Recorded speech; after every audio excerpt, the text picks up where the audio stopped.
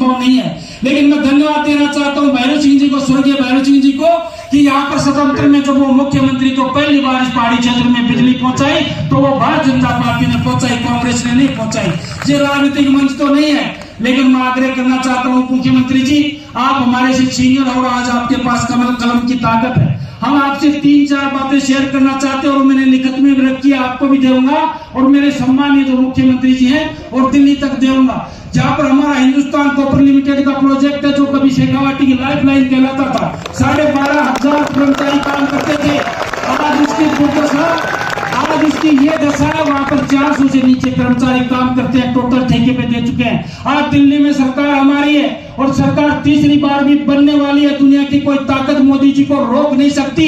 ये ऐलान करना चाहता हूँ 50,000 की इस भीड़ में, जब हमारी सरकार दिल्ली में है, हमारी सरकार राजस्थान में, भारतीय जनता पार्टी का सांसद है, भारतीय जनता पार्टी का विधायक है, भारतीय जनता पार्टी का जिला प्रमुख है, तो हमारे हिंदुस्तान कॉपर लिमिटेड को जिंदा करके इन युवाओं को रोजगार के अवसर पैदा करें, ये आपसे निवेदन करना चाहता हूँ। दूसरा, हमारे कई हजारों बीघा जमीन हमने रिको में एक्वायर की है, उसकी एनवायरमेंट क्लियरेंस आने वाली, ईसी आने वाली है, जो दिल्ली में अटकी हुई है पिछले 6 महीने से। अगर उसकी ईसी आ जाएगी तो मैं समझता हूँ यहाँ पर 10-12 हजार लोगों को, नौजवानों को काम मिल सकता है। ये कार्यक्रम आप करें। ईसी आने के बाद जमीन आउट हो चुकी है, जमीन अक्वायर हो चुकी है, यहाँ कारखाने लगे, चाहे छोटे लगे बड़े लगे, मेरे नौजवान को, मेरे भाई को, मेरे बेटे को नारनौल, जयपुर या उदयपुर नहीं जाना पड़े, यही खेतड़ी में रोजगार के अवसर उपलब्ध हो, ये मैं पुरजोर तरीके से आपसे मांग करना चाहता हूँ।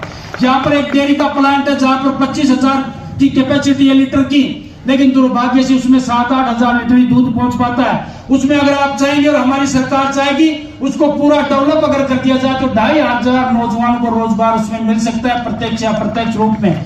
ये मैं निवेदन करना चाहता हूँ। और दूसरा, जो आपका ही काम है उसमें कहीं किंतु परंतु नहीं है।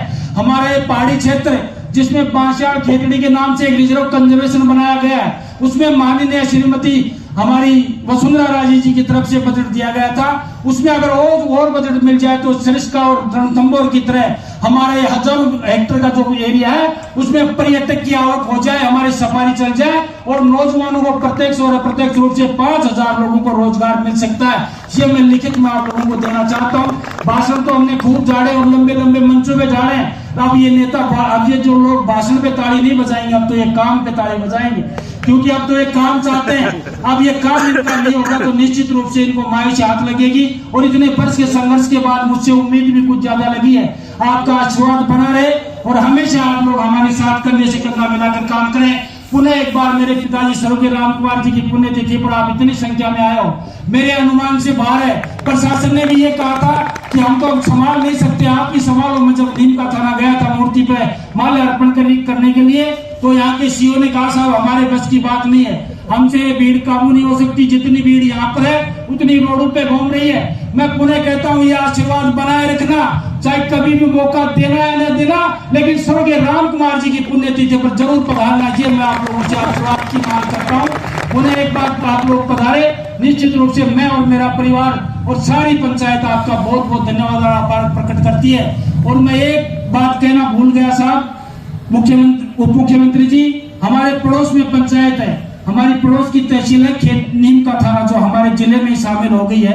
अब हमारा जिला झुंझुनू से निकल के सीकर हो गया है। वहां पर एक लादी का वास पंचायत है, उसका बड़ी पीड़ा है और काम भी छोटा सा है। उस लादी की पास पंचायत में आज तक वोट नहीं डालते हैं वो लोग। उनका कहीं समायोजन करना है, उनको पाटन पंचायत समिति में रखना है, इधर उधर रख दिया। अगर हो सके तो मैं आपको लिखित में उपलब्ध कराऊंगा, वो काम जरूर करवाना, निश्चित रूप से आपकी अति कृपा होगी। पुनः मुझे इस वक्त पर यही निवेदन करना था, मेरे कम कहे हुए कथन को ज्यादा समझना। इन्हीं शब्दों के साथ अपना कथन समाप्त करते हुए अपनी वाणी को विराम देता हूँ। सबको राम राम, बहुत बहुत धन्यवाद।